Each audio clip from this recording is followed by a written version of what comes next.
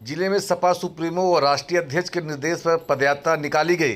पदयात्रा में सैकड़ों सपा के कार्यकर्ताओं का जत्था गाजीपुर से लेकर जौनपुर पहुंचा। इस पदयात्रा का आज 44वां दिन था।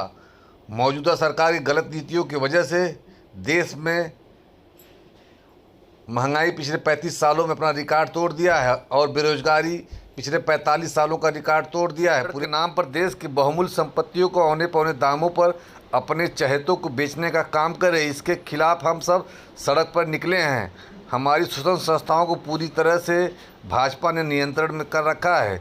वहीं मीडिया को भी पूरी तरह से नियंत्रण में लेकर सरकार अपना पक्ष और अपना प्रचार वो एजेंडा पास करवाती है और विपक्ष के लिए कोई जगह नहीं छोड़ रही है। इसलिए हम सब सीधे जनता से संवाद करने के लिए जन जागरण के माध्यम से अपनी बात कहते हुए लोगों को जागरूक कर रहे हैं।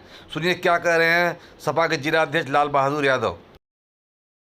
जी, क्या आज पदयात्रा कहाँ से निकलनी है, कहाँ से जानी है? आज की पदयात्रा जौनपुर शहर से निकल कर के शाहगंज जा रही है और शाहगंज में जाके आज रुकेगी। ये पदयात्रा वहाँ तक जाएगी।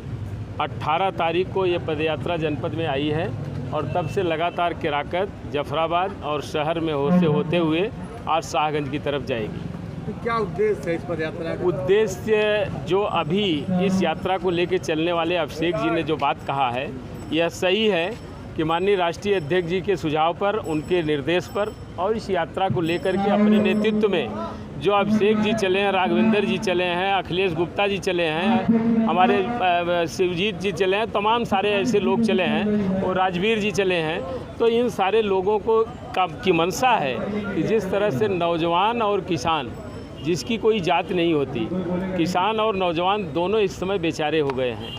इन बेचारों के लिए ये जो बेचारा शब्द लग गया है, इस भाव से विभूषित होकर के ये सभी लोग इस यात्रा को निकाले हैं कि निश्चित रूप से जब तक महंगाई, बेरोजगारी, जुल्म, अन्याय, अत्याचार, भ्रष्टाचार जब तक समाप्त नहीं होगा तब तक हम इस यात्रा को लेकर चलेंगे और इसका मुकाबला करेंगे, जवाब देंगे। ओम प्रकाश राजभर पिछले परसों बयान दिया था कि अखिलेश जब सरकार में थे तब इन सब मुद्दों पर बात क्यों नहीं की? सारे मुद्दों पर उस समय उन्होंने बात किया है। काम बोलता है। ये स्थिति आपका मेडिकल कॉलेज जौनपुर के लिए है।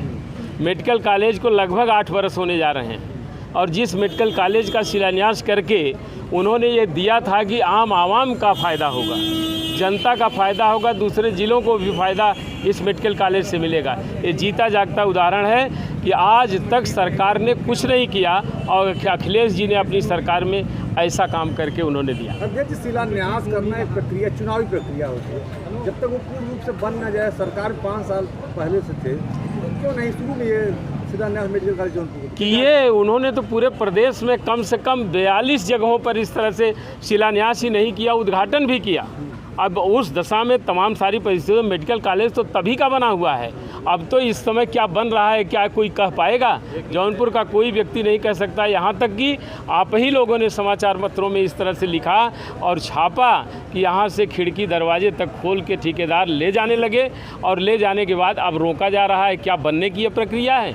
ये तो खाली और नाम बदलने की प्रक्रिया। 14 में अध्यक्ष, पूर्वांचल एक्सप्रेस वे जब बना है सरकार में, बीजेपी गवर्नमेंट, अखिलेश जी कह रहे थे कि सपा गवर्नमेंट का शिलान्यास एक प्रक्रिया है। ऐसे में सड़क जब 2012 सरकार में 14 शिलान्यास, ये शिलान्यास ही नहीं किए, सब कुछ कार्यवाही करके बनने की प्रक्रिया होना था। सरकार चेंज हो गई। बनने की प्रक्रिया को लगा कर इन लोगों ने किया है। जहां आपने जीता जागता उदाहरण देखा है कि इसी तरह से जो एक्सप्रेस वे बने हैं, इसी बरसात में सब गिरने भी लगे हैं और धंसने भी लगे हैं। आपने देखा है बुंदेलखंड में कि पूरा इस तरह से एक्सप्रेस वे धंस गया है।